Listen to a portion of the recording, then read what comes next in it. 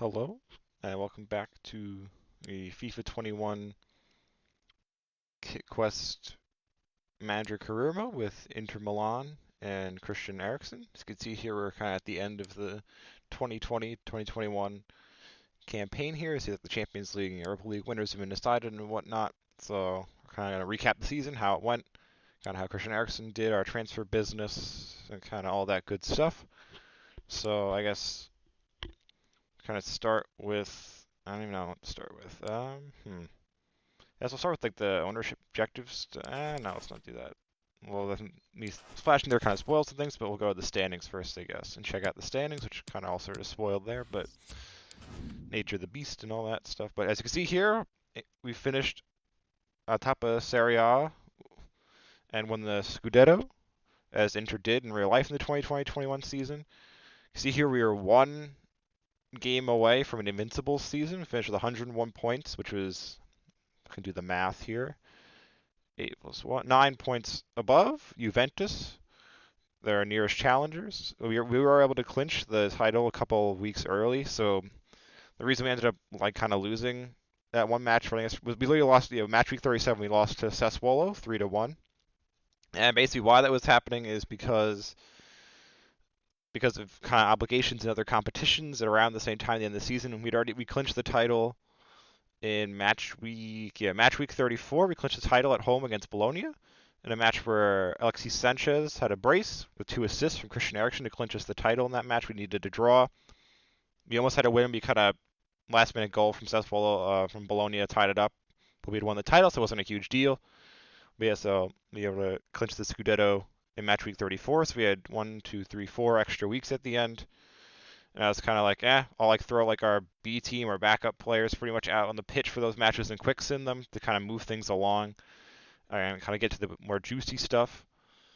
And we lost that match on match very sense. We were basically like almost to an invincible season, so I was pretty satisfied.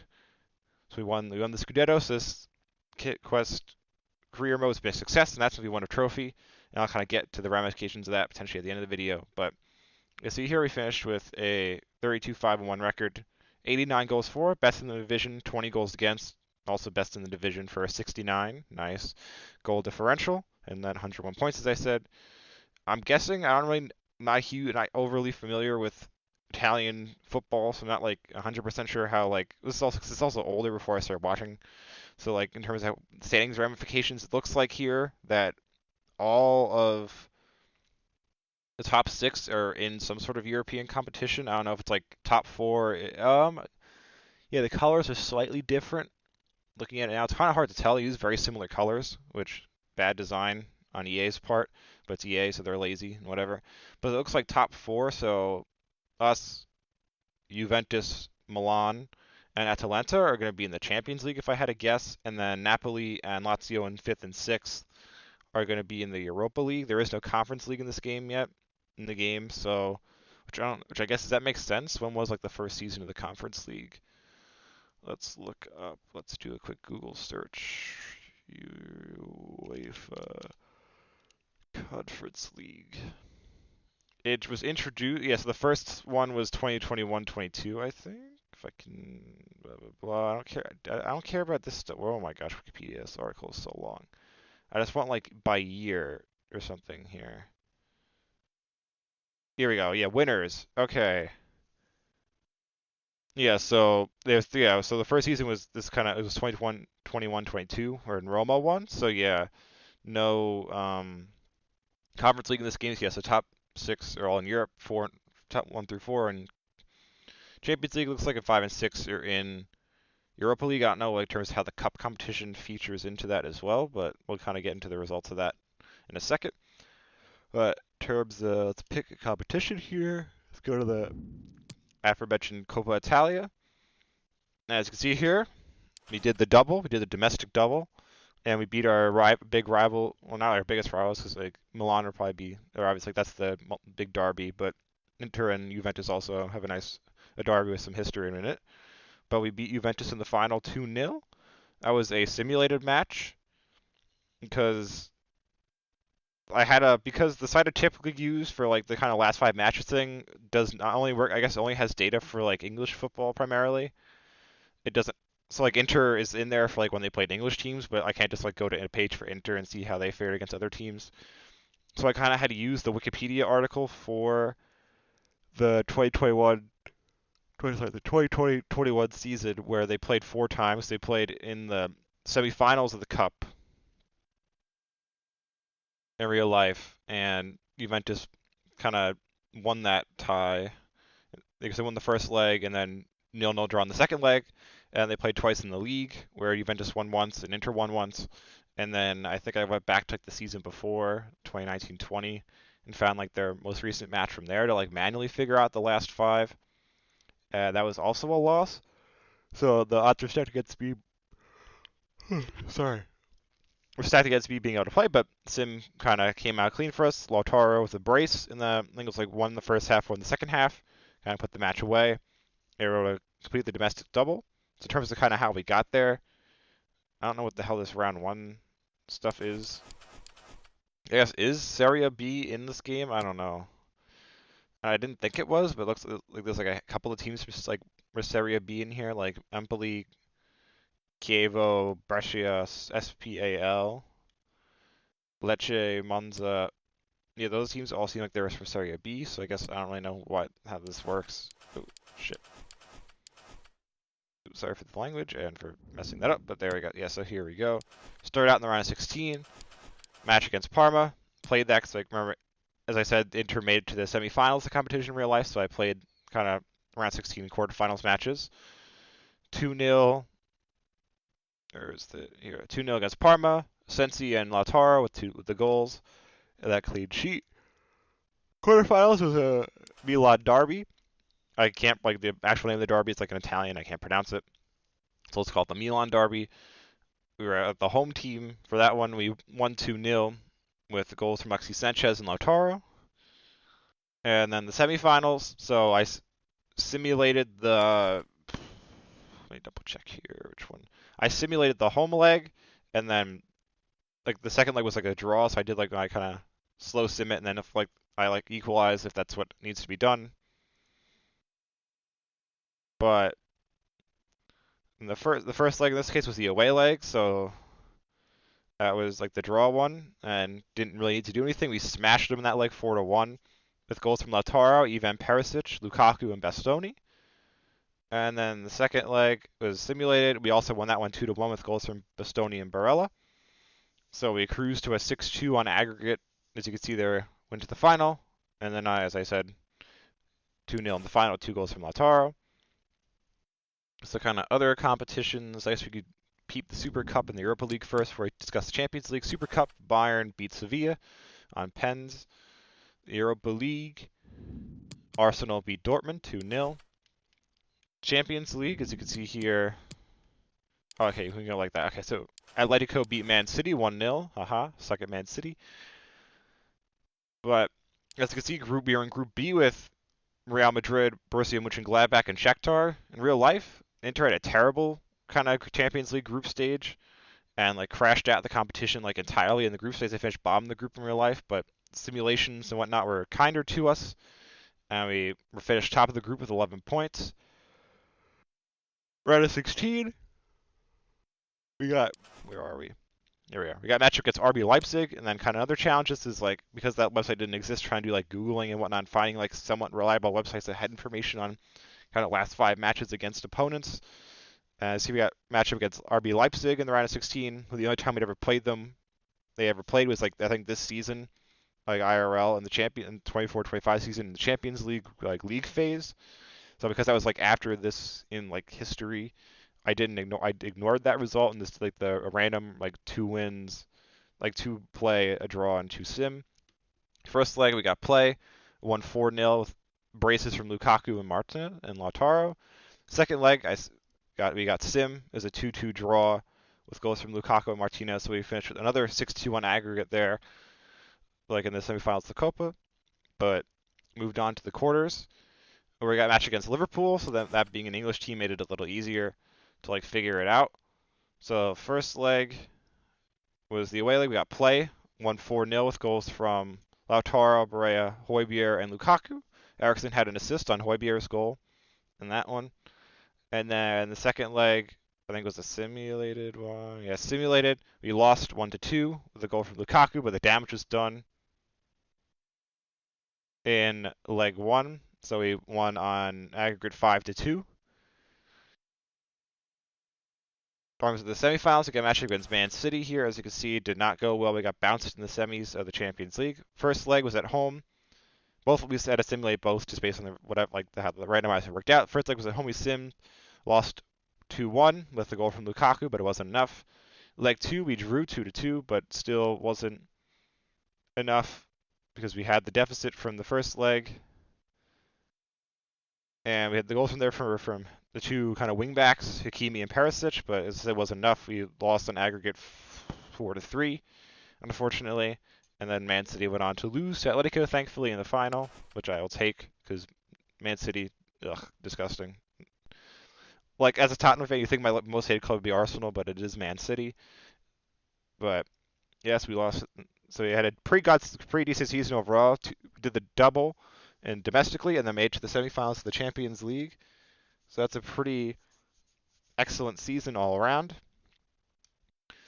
Kind of, you might have mentioned some names there in terms of kind of names that we wouldn't think because they weren't part of the squad. So I'll go to transfer history here because I kind of forgot this existed. And I'll kind of go through our transfer business. Here's my club. Sort by date the other way around. Here we go. So kind of transfer business, contract business. The first thing we did was Danilo D'Ambrosio signed to a 1-year extension, gave him a 3K a week raise to 80K euros per week. And then first big transfer was Samir Handanovic, went for 14.5 mil to Southampton. And then I brought in David De Gea, as I know the kind of the rules, I'll kind of just repeat them quickly. My kind of rules format, whatever you want to call it, for like transfers is focus player we keep. That's the number one rule. So obviously if they're not here, there's no point. Second thing, just because of like the regulations for European competition, is to try to have 4 club trained players so we can have a squad of 25. But at least try to keep like some club trained players around so we can have like a decent sized squad. And then 3 is kind of keep or buy, kind of 4 homegrown players. If they can like kind of fulfill these other requirements down below, like we'll kind of prioritize it that way. But if not, we'll kind of keep the players who are already on the team at the start. Next team is like bring in players either kind of homegrown or what count as foreign players that have played like on the same teams that the focus player has played on, other than obviously the current team here. So for Eriksen, that's Ajax, Spurs, obviously, Brentford, and Manchester United, the clubs he's played for. So De Gea from Manchester United, that's kind of the link there. And then the last one is kind of if we have to like kind of maneuver stuff around in terms of like we're using like wing backs and stuff here and like kind of other weird positions, or like there just aren't any players up to the quality standard, kind of bring in players from the same nation as our manager, which is Italy in this case. So it's basically kind of just more homegrown players. So it's kind of irrelevant for the most part there. And then the last one is if possible, like if it kind of matches any of these other ones, other kind of 5 rules above, or we kind of have room in the squad and stuff by like kind of players that fulfill the board objectives that like the game gives us. But that's kind of the recap there. So David De Gea we brought in, see here, for 65 mil. I signed him to a 3-year, £140,000 a week contract, which is pretty solid. Sorry, I'm just oopsies, wrong direction. There we go. Okay. So next up, we kind of sold Andrea Ranocchi for, I probably just butchered his name there. I apologize. For 3.1 mil, 60 here to Montpellier. Then kind of replaced him as a center back. We brought in Joel Veltman, 2 years, 74K a week. Kind of his contract. See, for 16.8 million pounds for Brighton. He played for Ajax. I kind of came to the Ajax youth system and whatnot, so that's kind of the link there.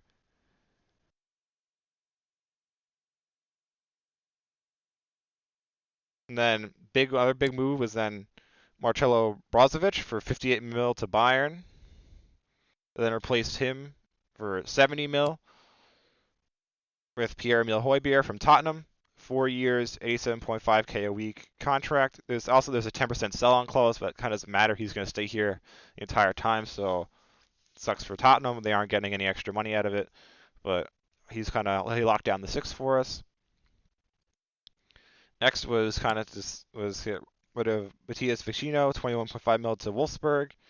Didn't really need to replace him because we had a backup in this kind of already on the squad. Then Daniele Padelli for 580k to Besiktas in Turkey. He's kind of was like our third string goalie. We didn't need him either, so we were able to kind of get rid of him to reduce the squad size. And then here we are to our January business. So Arturo Vidal for 18 mil to Wolves. In terms of his stats before he left, these are not 100% accurate necessarily, in the sense that like for whatever reason, like they update it in like the more recent games where like if you go to the player stats screen and the squad screen, like it doesn't include their like the stuff from like the preseason games like in their like kind of thing where it just has like their appearances, goals, assists, clean sheets listed out. Doesn't do that in this one for whatever reason. So these are including whatever appearances he and goals and stuff he made in the kind of preseason friendly stuff at the beginning of the year. But 14 appearances, 5 goals, 2 assists, 7 clean sheets for Vidal. He was kind of like our backup kind of attacking mid in the system. And we replaced him with Dele Alli. He's also kind of was starting quality, but because he, like hit my 2 favorite players like are Harry Kane and then Dele, so I'd figure kind of if I ever can in any of these series, I'll try to bring him into the squad. Because of that, they're my favorite players. Want to play with them. It's kind of my personal bias he's showing there. So we brought him in for 43.6 mil from Spurs. To kind of so then also allows like him and Eriksen. We can also potentially go double more attacking by putting like one of them on the right side of the mid, like kind of the right center midfield, and go really attacking if we need to, if we're trailing or something, or just kind of allows the two of them to kind of split games 50-50. But that was a good one. And then that's like a youth player that like whatever that was for like a filling in a board objective. And then the last one was Alexander Kolarov, who I think we had signed to an extension at some point that I don't think I wrote down here, but unless I did. Oh yeah, I did. I 1-year extension and reduced his wages by 10k to 80k. But it seems like he like was apparently it was like there was a thing before when the match is considering retirement stuff. He hasn't fit the other objectives. He like had 1 year left on his deal to begin with, so he was on the transfer list like the entire season. And then in April, Arsenal were like, "Hey yo, we want this guy for whatever godforsaken reason." And I was like, "You want him, Arsenal? You can take him," and took 6.2 million euros for him. In terms of his kind of stats, they'll kind of be the stat screens just like before like he actually gets moved. But 23 appearances, 0 goals, 1 assist, 17 clean sheets. That's kind of all our transfer business and whatnot kind of taken care of in this. So the last kind of big thing to cover is, I guess we'll go to the board objectives and then we'll do this the the stats and stuff. But board goals here, say our popular manager popularity rating is 80, which I don't know if that's good or bad, to be honest. But in terms of youth development, we signed 1 player in youth academy to the defender position, which we did. Took me a while because like we can't get very specific with the youth scouting, so it's kind of hit or miss. So I like signed like a bunch of CDMs to the youth academy and like had to like kind of sign a low quality person to be a defender. And then this bottom one was like youth players being unsettled and stuff, so I'm like signing them to contracts. Fulfilled that one for 2 out of 3, but I'm not gonna hit it. But it's not a huge deal. This one, brand exposure was 12 wins at home in kind of the League Cup, Europe, whatever. We fulfilled that one with 17 wins throughout the campaign in all competitions at home. The bottom one, signed 3 players from South America, 0 out of 3 complete. That one I probably hypothetically could have done, like focusing on like players from like Ajax and United and whatever that are from South America, but trying to keep things kind of realistic. Like Serie A, like just changed the rule I think before the start of this season, but they're like they have some really weird, like kind of convoluted, complex rule I don't quite understand about like the transferring in of like non-European Union member nations like nationality players, where it's like you can only bring in like 1 or 2 per season or something like that, and like I just didn't quite understand it. So I was kind of like the only one I brought in was Delhi, and like so part of it's like just not like part of it's like you have to if you have ones in your team you have to like sell them to teams like in Italy or outside of Italy or something. for you to be able to bring in more. So I was like, all right, I'm replacing Vidal with him. That's like a 1-for-1 swap, so that kind of fits within the rules as far as I understand them. So that's kind of why I didn't fulfill this objective, because I didn't quite understand how that stuff worked. And most of the players we got rid of were not non-EU member nation people, right? The only ones I think that were not, yeah, the only ones I think were Vecino, I think was from Uruguay, but the rest, and Vidal, as I mentioned, but the rest were from like European nations. So yeah, I couldn't have done it. Like maybe I could have, but just because I didn't really understand the rules, I didn't like try and go for it. But it is what it is. If someone actually understands that rule in more detail and like wants to can like post like explain it in the comments, that'd be excellent, because it doesn't really make sense to me. Then the financial one was to, as you kind of saw there, make a €3 million profit from youth players sales. So I promoted that guy because he was unsettled or whatever, and then moved him on for like the 4.6 mil. So that kind of worked out. Domestic success was the board wanted us to do the double. We did the double. Then continental success was reach the final. We made it to the semifinals. So that doesn't fulfill the objective, but I think it's kind of close enough that the board isn't really that upset about it. But yeah, there it is. And lastly, kind of is to look at the squad in terms of stats and stuff. Kind of scroll through them for the most part, and like it's like kind of talk more about Eriksen's in depth here. But see here, De Gea, Radu, kind of our backup keeper, had a pretty good season between them. There's Kolarov stats, as I mentioned. You kind of see here like the appearances from like the SA Continental Cup, which is the made-up pre-season competition that like they let you play in to kind of like just get some extra transfer funds and whatnot. Like those stats add up and count as part of the totals, so it's like you have to do some manual math yourself to like figure out the stats in like actual competitions that matter. And our kind of center backs, Skriniar, De Vrij, Bastoni were the starters. I used him as a backup center back. Same deal with D'Ambrosio here. Darmian, was on loan from I think Man United. Either way, he like has connections to United, but I was kind of like, oh, let's let the loan expire. Maybe we can bring someone better in, but he might be someone we bring back potentially. But yeah, so he had a decent season as our kind of backup to Hakimi. There's our like kind of backup DM. He had like tore his ACL or something, so he was like in. Let me just remind myself what fixture and what month. Here we go. Here it is. He tore his ACL in November in a 4-0 win at Fiorentina. So kind of put a lot of pressure on Højbjerg. That's why he has like so many matches played and whatnot. But we also then kind of got the hammer double blow, which a couple matches later against Genoa, Højbjerg pulled his quad and was out for 4 weeks. We kind of had a period, I think, where Vidal was covering a lot as like the CDM. So thankfully that kind of happened before the January window opened and whatnot, and like we moved him on. But yeah, we kind of pulled through that little injury crisis successfully, thankfully, because Højbjerg put in a lot of shifts. That's kind of he's a good workhorse, kind of six player I really like. I kind of understand why Spurs got rid of him, but he's a player I like. He was good in his time at Tottenham. But yeah, so Gagliardini kind of still out, suffering for it. There is see Højbjerg playing a bunch of matches, having a solid season. Ashley Young, let's throw it here. He is retiring at the end of the season, unfortunately. Little does EA know that little did they know at the time of this game that he is still playing now at like 39, almost 40, and like seems to show no signs of slowing down per se. So he had basically a very solid season. Why he has such a high number of appearances is like the wingbacks tire very easily in the system because they're doing a lot of running, kind of both to support in the attack and help out on defense. So they tire very easily because he's older.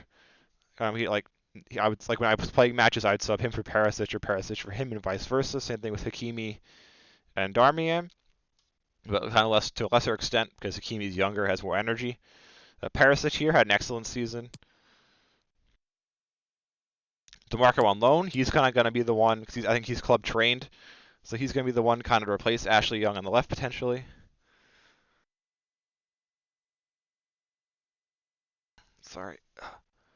Kind of center mids. Since he had an excellent season, potting a lot of goals and kind of coming kind of late runs into the box. Same thing with Barea here. 10 goals, 10 assists. Technically 9 because the one was in the preseason thing. So they had a good season as well.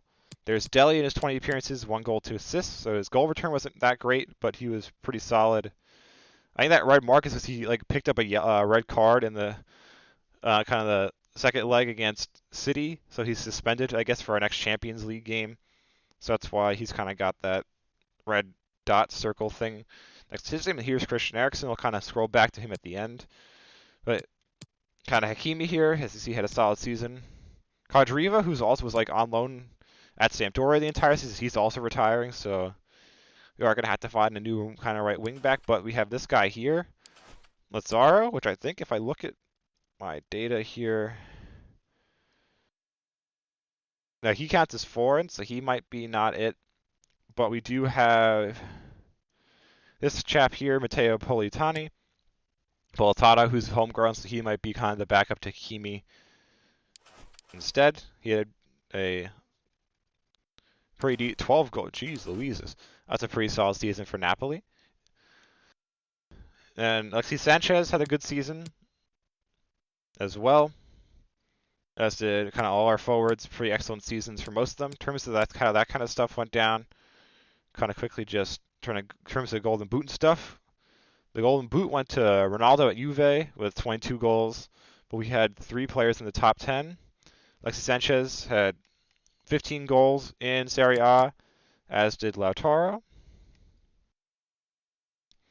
And then Lukaku had 14. In terms of assists, Lukaku was the top there with 12. Eriksen had 11. And then Alexis Sanchez with 9. Then clean sheets, we had 2 in the top 10 there. David De Gea with 13. And Radu with 11 and 14 matches. So he pretty much had a clean sheet every match he was in, which is pretty impressive. But and the goal, whatever it's called, like the most clean sheets went to Wojciech Szczesny at Juve with 17. So Juve had kind of their closest challengers, kind of had a pretty solid season, as you could tell. Yeah, so kind of wrap up, we'll look at Christian Eriksen's stats here. Played 41 games, I guess, because ignoring the Continental Cup thing. Played 41 appearances in all competitions, captained the side, and had 12 goals, 16 assists, which is pretty solid numbers, double digits in both, and 17 clean sheets. So pretty solid season for Eriksen and Inter. So kind of as I kind of alluded to at the beginning, that kind of the implications of the fact that we did the domestic double are that we have 2 of the 3 kind of trophies and whatnot, and the only one left is the Champions League. So because, as I kind of mentioned, like the whole difficulty in trying to figure out like the last 5 matches and whatnot. Oopsies. Last 5 matches like against sides, because that website I use only works for English teams, unfortunately. Like this, I'm not 100% certain. So, but this might be the final episode of the series because it was successful. We did the domestic double, got won the Scudetto and the Coppa Italia. So Eriksen and all that had a good season and whatnot. So this might be the final kind of episode of this series. Is a pretty short one. But if I can find a site that like kind of works for this, I don't have to like manually trawl through like Wikipedia and like try and figure it out like the last 5 matches and whatnot. I probably will keep going until we win the Champions League and kind of just sim for the most part through the domestic competitions, because we don't really need those trophies anymore. We just need the Champions League, kind of focus in there. But yeah, so that's kind of the thing is I'm not really sure. If I can find a website, then I'll probably keep going. And if I can't, this will be the last episode. And kind of like I might make an announcement on the channel about it. If not, about like also might not, kind of just let things kind of lie. But yeah, so if this is the last episode, thank you to everyone who watched this. It's kind of a very short series here, but it was a fun one, kind of playing in Serie A and whatnot. A little different though I kind of wasn't that all. It was a little different also in the sense like the last when we did the other kind of series when Conte was manager at Spurs, a little different like in terms of the setup here. But I kind of like, not gonna lie, in FIFA playing kind of this kind of counter-attacking style, just because like I have a hard time kind of keeping possession and whatnot. So kind of trying to play the possessionally dominant system, not as good at. So this kind of very defensively solid counter-attacking system that Conte kind of uses, I like a lot. But yeah, so kind of that's it. Thank you to everyone who watched the series. This is the last episode, and kind of look out for the next series, which I'm not sure what it is at this point either yet. So that's why I'm kind of like in limbo, because I'm not really sure like if we're continuing this one and like what's next if this is the end. But hopefully either check out the next episode of the series if it's not the end, which will be a recap of the 21-22 season. But if this is the end, hopefully you check out whatever the next series of the channel is. Oh, last kind of note is there should be either at the beginning or at the end here will be like the kind of footage of us kind of lifting the trophy, the two trophies and whatnot. So I kind of hope you enjoy those as well. But yeah, so thank you for watching. Hopefully check out the next either episode or next series in the channel. Thank you. It really has been A goal to be the best team in the league, and they've hit the target. Well, Derek, there'll be definitely times this season where the form has dropped, we've had injuries, etc. Almost seems like a pipe dream to look at these moments now. But they'll celebrate long into the night, I'm sure.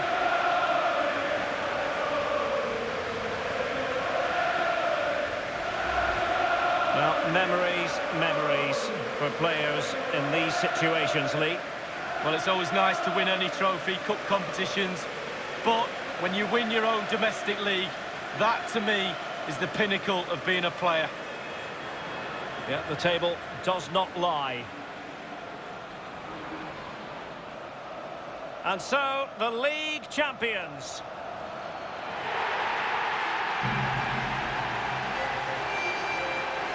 Yeah, brilliant. They deserve it. They really have been the best team this season.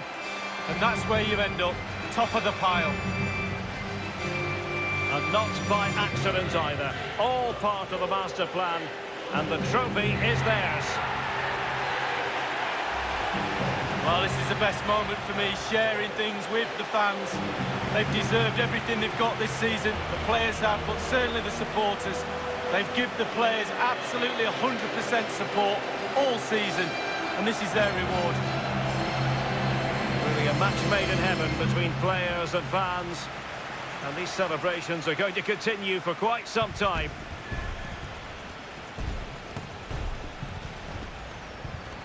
And this is always part of the fun, Lee, the photographs. Absolutely, one for the scrapbook.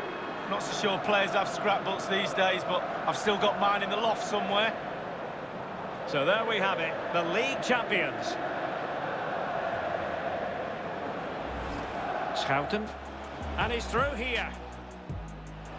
And the goalkeeper, Lee, a picture of concentration. Well, he had his eye on the ball, he waited for the striker, and then he smothered it. It's really...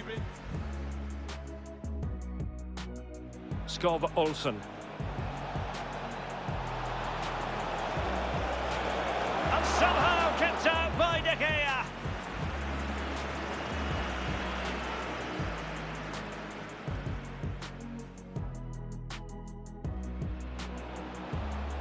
Svanberg.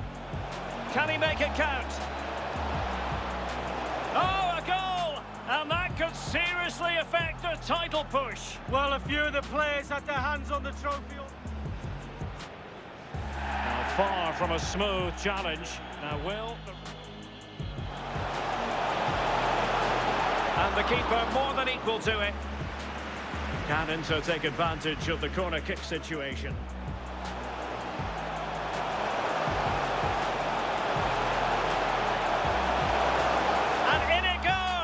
We can't say yet for sure, but it could be a title-winning goal. So important that, Derek. Can they...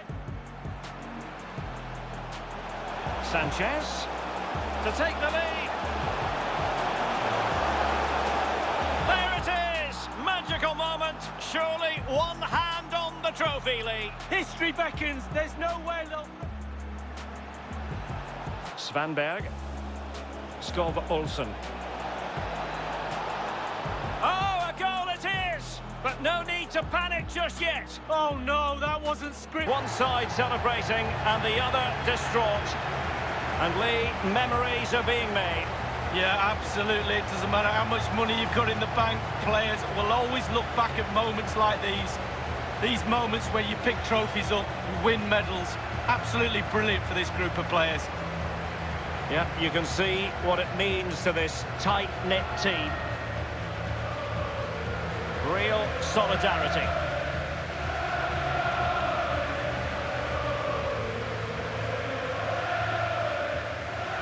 Well, it's these moments, Derek, when you get your hands on the silverware and that little medal that goes round your neck might seem small now, but you'll look back at that, show your grandkids. Absolutely superb memories these players will have of this game. It's a special moment in the career of any footballer.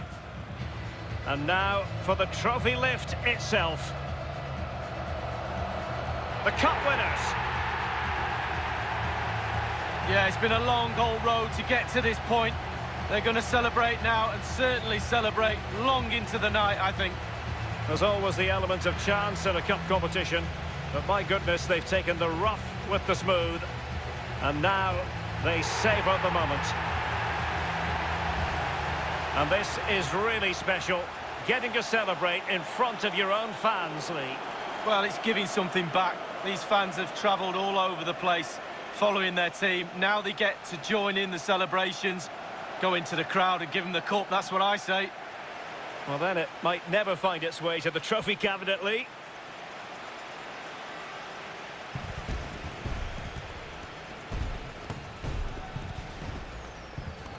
Well, all that hard work along the way in this tournament all comes together at the end when you pick the trophy up. Just look at them celebrating. A brilliant moment.